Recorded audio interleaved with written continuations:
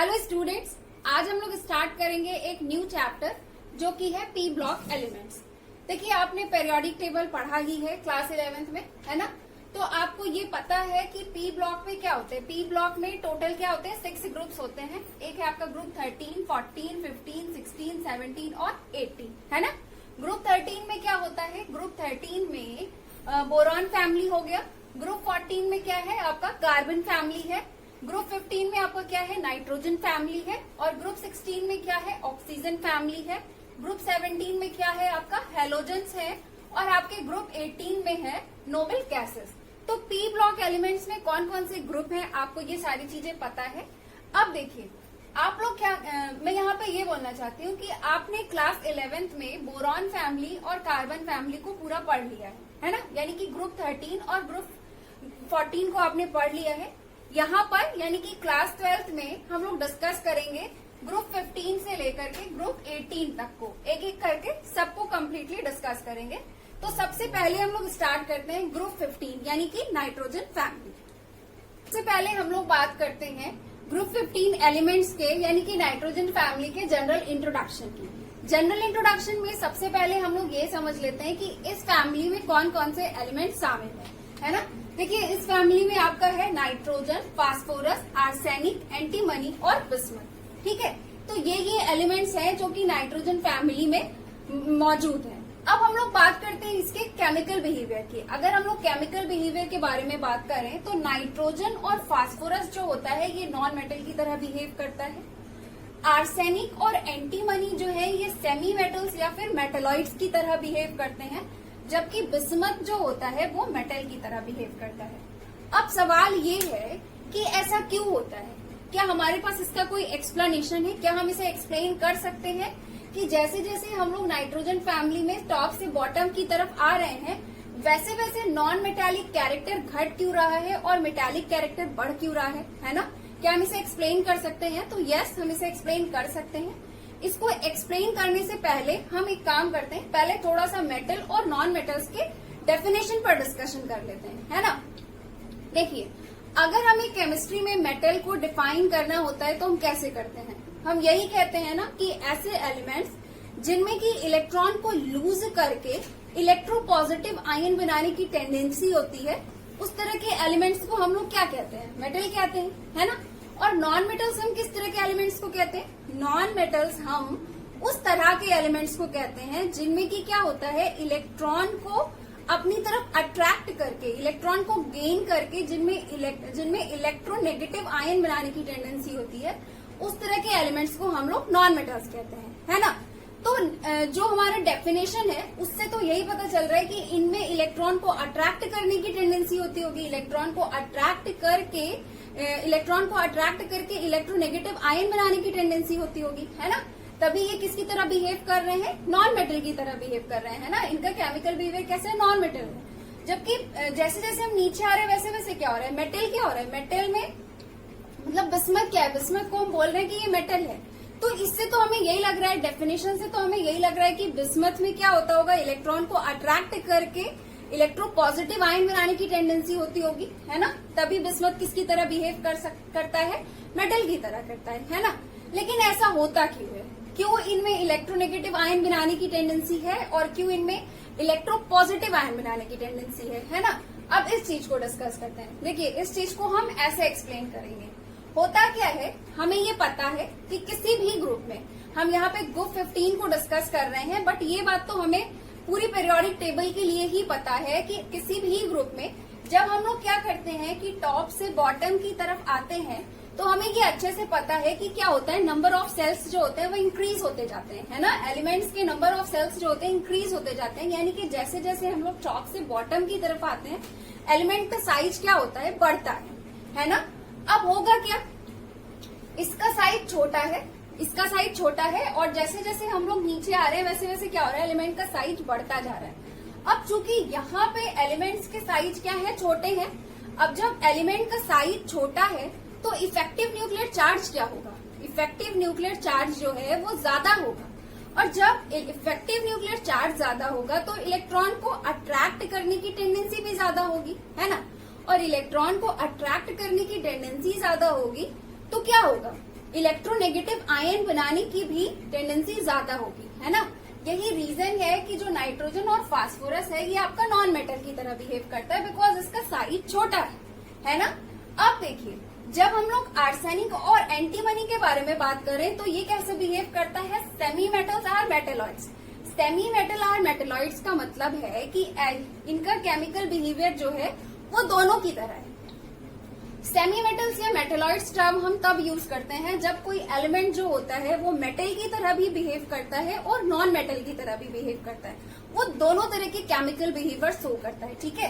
तो इसका मतलब ये है कि ये दोनों क्या है, मतलब इन दोनों के बारे में हम ये कह सकते हैं कि ये मेटल की तरह भी बिहेव करते हैं एंड समटाइम्स ये क्या करते हैं, नॉन मेटल की तरह भी बिहेव करते हैं। ऐसा क्यों होता है, क्योंकि देखा जाए तो इनका साइज क्या है, मॉडरेट है ना, मॉडरेट है। इनके कंपेयर में तो इनका साइज बड़ा है as compare to nitrogen and phosphorus. Arsenic और एंटीमनी का साइज बड़ा है एंड बिस्मथ के कंपेयर में क्या है, बिस्मथ के कंपेयर में इसका साइज छोटा है ना। तो होगा क्या, इसका साइज मॉडरेट है। जब इसका साइज मॉडरेट है तो अगर ये किसी ऐसे एलिमेंट के साथ जुड़ करके कंपाउंड बनाता है कि जिसका की साइज इसके कंपेयर में छोटा हो, तो अगर ये किसी ऐसे एलिमेंट के साथ जुड़ता है जिसका की साइज इसके कंपेयर में छोटा हो, तो उस कंडीशन में ये किस तरह बिहेव करेगा, उस कंडीशन में ये मेटल की तरह बिहेव करेगा, है ना। क्योंकि इसका साइज बड़ा रहेगा, जो इसके साथ जुड़ा है उसका साइज छोटा है, तो जो सामने से जुड़ा है उसका तो साइज छोटा है, तो उसका इफेक्टिव न्यूक्लियर चार्ज क्या है, ज्यादा है ना। इफ साइज छोटा होता है तो इफेक्टिव न्यूक्लियर चार्ज ज्यादा होता है, तो उसका क्या होगा, इफेक्टिव न्यूक्लियर चार्ज ज्यादा होगा। इसका इफेक्टिव न्यूक्लियर चार्ज उसके सापेक्ष क्या होगा, कम होगा। और जब कम होगा और सामने वाले का इफेक्टिव न्यूक्लियर चार्ज ज्यादा है, तो जो एलिमेंट इससे जुड़ा है वो क्या करेगा, इससे इलेक्ट्रॉन को अपनी तरफ अट्रैक्ट कर लेगा, अपनी तरफ खींच लेगा। तो इसका इलेक्ट्रॉन क्या होगा, उस पे चला जाएगा, तो ये क्या बना लेगा, इलेक्ट्रोपॉजिटिव आयन बना लेगा। तो उस केस में किस तरह से बिहेव करेगा, मेटल की तरह बिहेव करेगा, है ना। अब देखिए, दूसरी कंडीशन ये हो सकती है कि अगर एंटीमनी, आर्सेनिक या एंटीमनी से कोई ऐसा एलिमेंट जुड़ा हो जिसका साइज इसके कंपेयर में बड़ा हो, तो उस केस में क्या होगा, उस केस में इसका साइज छोटा है, सामने वाला जो जुड़ा है, जो एलिमेंट जुड़ा है उसका साइज बड़ा है, इसका साइज छोटा है। अब जब इसका साइज छोटा है उसके कंपेयर में, तो इसका इफेक्टिव न्यूक्लियर चार्ज भी तो सामने वाले एलिमेंट के कंपेयर में ज्यादा है ना। तो उस केस में ये क्या करेगा, उस केस में ये इलेक्ट्रॉन अपनी तरफ अट्रैक्ट करेगा, और इलेक्ट्रॉन को अपनी तरफ अट्रैक्ट करके क्या करेगा, इलेक्ट्रॉन को अपनी तरफ अट्रैक्ट करेगा, इलेक्ट्रॉन ये प्राप्त कर लेगा, बॉन्डिंग वाले इलेक्ट्रॉन को ये प्राप्त कर लेगा। तो ये कैसा आयन बनाएगा, इलेक्ट्रोनेगेटिव आयन बनाएगा, है ना। और जब ये इलेक्ट्रोनेगेटिव आयन बनाएगा तो उस केस में ये किसकी तरह बिहेव करेगा, नॉन मेटल की तरह बिहेव करेगा, है ना। तो इसका मतलब इससे आपको क्लियर हो गया होगा, इतना एक्सप्लेनेशन के बाद आपका क्लियर हो गया होगा कि आर्सेनिक एंड एंटीमनी के केमिकल बिहेवियर को हम लोग क्यों कहते हैं कि ये सेमी मेटल एंड मेटेलॉइड्स की तरह बिहेव करते हैं, है ना। ये चीज आपको क्लियर हो गया होगा। चलिए अब हम लोग बिस्मथ के बारे में बात करते हैं। बिस्मथ कैसे मेटल की तरह बिहेव करता है, इस चीज को एक्सप्लेन करते हैं। देखिए, बिस्मथ का क्या है, बिस्मथ का साइज सबसे बड़ा है। जैसे जैसे हम लोग टॉप से बॉटम की तरफ आ रहे हैं वैसे वैसे क्या हो रहा है, साइज जो है वो बढ़ता जा रहा है, और बिस्मथ का साइज तो काफी बड़ा है। अब जब इसका साइज बड़ा है तो क्या होगा, इसका इफेक्टिव न्यूक्लियर चार्ज जो है वो कम होगा, है ना। और जब इफेक्टिव न्यूक्लियर चार्ज कम होगा तो इलेक्ट्रॉन अट्रैक्ट करने की टेंडेंसी भी एकदम कम होगी, ना के बराबर होगी। और अगर साइज बहुत बड़ा हो तो क्या होता है कि न्यूक्लियस के द्वारा जो आउटर मोस्ट सेल पे मौजूद इलेक्ट्रॉन है उस पर उसका प्रभाव बहुत ही कम लगता है ना। तो उस केस में क्या होता है, उस केस में एलिमेंट के लिए इलेक्ट्रॉन को लूज करना आसान होता है। अब बिस्मथ की अगर हम लोग बात करें तो बिस्मथ का साइज काफी बड़ा होता है।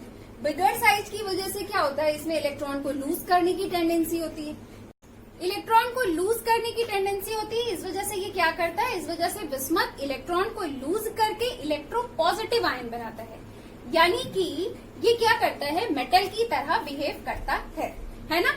तो इस तरह से आप लोगों को अब समझ में आ गया होगा कि जैसे जैसे हम लोग नाइट्रोजन फैमिली में टॉप से बॉटम की तरफ आते हैं वैसे वैसे क्या हो रहा है, नॉन मेटालिक कैरेक्टर घट रहा है और मेटालिक कैरेक्टर बढ़ रहा है ना। इसके पीछे का सीधा सीधा रीजन क्या है, सीधा सीधा रीजन है टॉप से बॉटम की तरफ आते हैं तो हम लोग क्या होता है, साइज इंक्रीज होता है ना। साइज इंक्रीज होता है।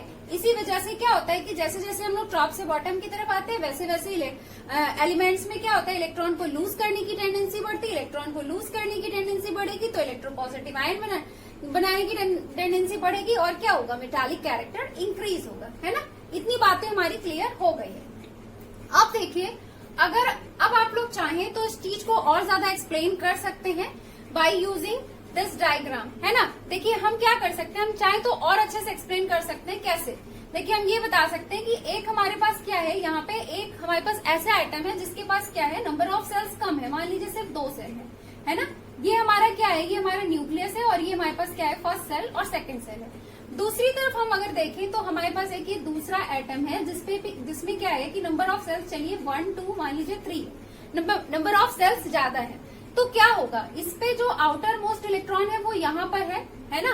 अब इसमें क्या है, मान लीजिए जिसमें नंबर ऑफ सेल ज्यादा है, मतलब कि जिस एलिमेंट का साइज बड़ा है उसमें क्या होगा, उसमें आउटर मोस्ट इलेक्ट्रॉन मान लीजिए यहाँ पे, मान लीजिए इसमें 3 सेल है तो इसमें आउटर मोस्ट इलेक्ट्रॉन यहाँ पे है। तो आप सीधे सीधे एक्सप्लेन कर सकते हैं कि जिस एलिमेंट का साइज छोटा है उसके केस में जो हमारा न्यूक्लियस है, न्यूक्लियस जो है एटम का वो क्या है, इलेक्ट्रॉन के काफी पास है ना। अब ये इलेक्ट्रॉन के काफी पास होने की वजह से क्या करेगा, न्यूक्लियस पे पॉजिटिव चार्ज होता है, इलेक्ट्रॉन पे नेगेटिव चार्ज होता है। तो न्यूक्लियस क्या करेगा, इलेक्ट्रॉन को अपनी तरफ अट्रैक्ट करता है। इलेक्ट्रॉन को अपनी तरफ अट्रैक्ट करता है तो क्या होगा, इलेक्ट्रॉन तो ये आसानी से लूज कर नहीं पाएगा, है ना। ये तो इलेक्ट्रॉन लूज नहीं कर पाएगा। लेकिन जहां पे क्या है, जहां पे साइज बड़ा है, जहां पे न्यूक्लियस क्या है कि आउटर मोस्ट इलेक्ट्रॉन से दूर है, वहां पे यहाँ पे क्या है, इसके कंपेयर में जैसे इसका साइज बड़ा है तो इसके कंपेयर में क्या है, यहाँ पे इलेक्ट्रॉन तो न्यूक्लियस से काफी दूरी पे है ना।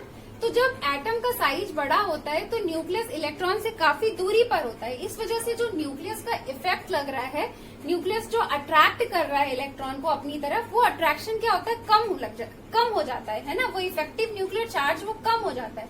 इस वजह से जो इस तरह के एलिमेंट्स होते हैं जिनका साइज बड़ा होता है वो क्या करते हैं, इफेक्टिव न्यूक्लियर चार्ज कम लगने की वजह से वो आसानी से इलेक्ट्रॉन लूज कर पाते हैं, है ना। तो यही रीजन होता है कि जैसे जैसे साइज बढ़ता है वैसे वैसे क्या होता है, इफेक्टिव न्यूक्लियर चार्ज घट जाता है और इफेक्टिव न्यूक्लियर चार्ज घट जाने की वजह से किसी भी एलिमेंट का मेटालिक कैरेक्टर जो होता है वो घटता जाता है ना।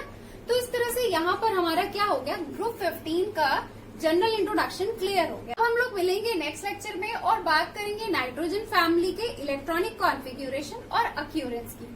तो फिर मिलते हैं नेक्स्ट लेक्चर में। Have a nice day, thank you so much.